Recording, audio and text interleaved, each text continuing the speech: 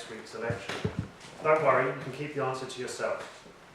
Would you be voting for this lady, considering yourself to be more left-leaning, or would you vote for this man, considering yourself to be more right-leaning?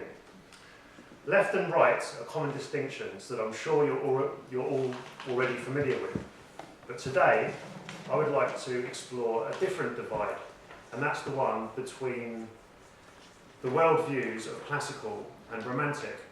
And I'm going to do this by looking at 3 key areas where classical and romantic differ.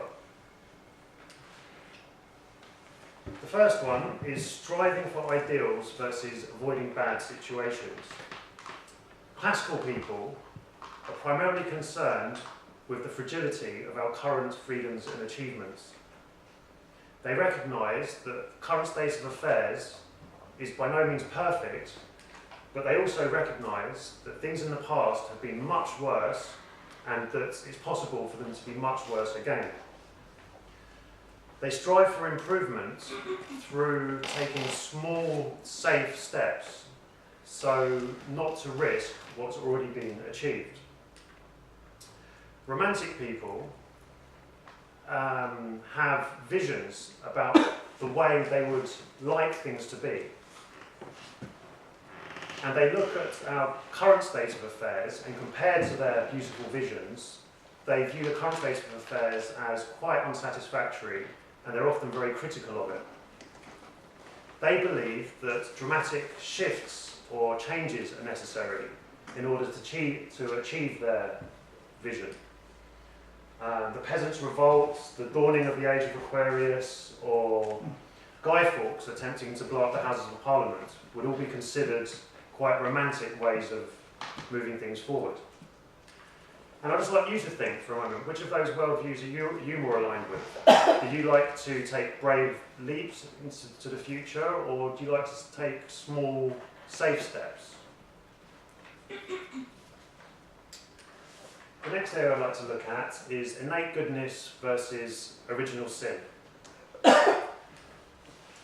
Classical people believe that we've got desires, impulses that are dangerous, vulgar or inappropriate, and they believe that we need to protect ourselves and others from these dangerous impulses. And because of this, they'll have a high regard for politeness and etiquette. They're not being dishonest when they're being polite, but they just simply want to protect other people from the dark and dangerous recesses of their own mind. For this same reason, they tend to be distrustful of their emotions and intuitions, and they're much more likely to want to step back and think and calculate and reason with themselves. In his book, Republic, the Greek philosopher Plato describes 3 motivating forces in an individual of reason, emotion, and desire. But he clearly states that it's reason that should reign supreme. Romantic people believe in the innate goodness or purity of themselves and others, and because of this, they will intentionally try not to censor themselves. They hold children in a high regard because they consider children to be uninhibited, authentic, and not corrupted by a society that teaches us to suppress feelings and emotions in favour of the mind. For when the emperor is not wearing any clothes, it will always be a child for the romantic who notices first. Politeness for romantics is almost considered to be lying, it's being inauthentic. And for this reason, they try not to be polite intentionally. The romantic philosopher Rousseau describes politeness as servility or deceit, and instead he encourages people to authentically express themselves and to follow the path of their heart's desire, embracing things like love at first sight. And when it comes to making decisions, I'd like you to think which worldview you're more aligned with. Do you follow your intuition, or do you tend to want to reason and rationalise? The next area is nature versus civilization.